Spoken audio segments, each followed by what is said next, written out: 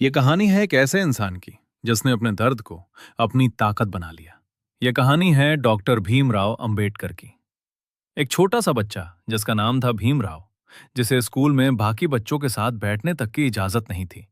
जब भी वो स्कूल जाता, उसे क्लास के पीछे बैठाया जाता। कभी कभी तो उसे जमीन पर बोरी बिछाकर बैठना पड़ता था। लेकिन सबसे दर्दनाक बात तब होती थी जब उसे प्यास लगती थी। वो खुद पानी नहीं पी सकता था।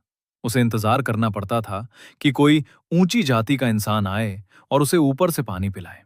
और अगर उस दिन कोई नहीं आता, तो भीमराव को प्यासा ही रहना पड़ता। सोचिए, एक मासूम बच्चा जिसका कसूर सिर्फ उसका जन्म था। लेकिन भीमराव अलग थे। उन्होंने इस दर्द को अपनी कमजोरी नहीं बनने दिया, बल्कि यही दर्द उनकी सबसे बड़ी ताकत बन गया।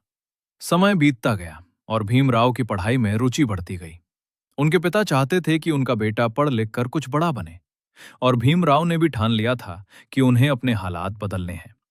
कड़ी मेहनत और लगन के दम पर उन्हें विदेश जाकर पढ़ाई करने का मौका मिला। उन्होंने कोलंबिया यूनिवर्सिटी में एडमिशन लिया, जहां उन्होंने दिन रात मेहनत करके अपनी पढ़ाई पूरी की। इसके बाद उन्होंने लंदन स्कूल ऑफ इकोनॉमिक्स से भी उच्च शिक्षा प्राप्त की। वो कई विषयों के जानकार बन चुके थे। अर्थशास्त्र, कानून, राजनीति, हर क्षेत्र में उनकी पकड़ मजबूत थी। लेकिन जब वो भारत लौटे, तो उनका स्वागत सम्मान से नहीं, बल्कि भेदभाव से हुआ। एक बार उन्हें एक ऑफिस में नौकरी मिली, लेकिन वहां भी उन्हें इंसान नहीं समझा गया। उन्हें पानी पीने के लिए गिलास तक नहीं दिया जाता था, क्योंकि लोग उन्हें अछूत मानते थे। उनकी फाइलों को छूने से लोग कतराते थे, और अगर वो किसी कुर्सी पर बैठ जाते, तो बाद में उस कुर्सी को धोया जाता। ये सब देखकर भीमराव अंदर से टूट सकते थे, लेकिन उन्होंने खुद को संभाला। उन्होंने सोचा, अगर मैं चुप रहा तो ये अन्याय कभी खत्म नहीं होगा। और तभी उन्होंने फैसला लिया कि वो समाज को बदल कर रहेंगे।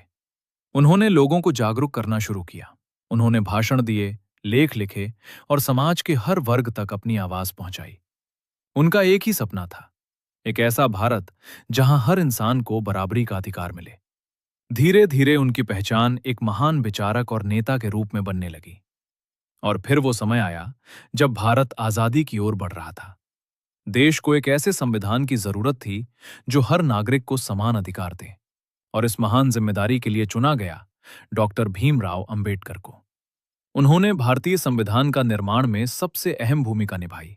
दिन रात मेहनत करके उन्होंने ऐसा संविधान तैयार किया जिसमें हर इंसान बराबर है, चाहे वो किसी भी जाति, धर्म या वर्ग से हो।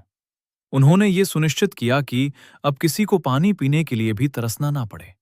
अब किसी बच्चे को स्कूल में अलग बैठना ना पड़े। अब किसी इंसान को उसकी पहचान के कारण छोटा ना समझा जाए।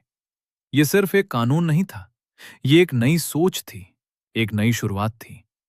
डॉक्टर अंबेडकर ने अपने जीवन में कई संघर्ष देखे, लेकिन उन्होंने कभी हार नहीं मानी। उन्होंने हमें सिखाया कि हालात कितने भी मुश्किल क्यों ना हो, अगर इरादा मजबूत हो तो सब कुछ बदला जा सकता है।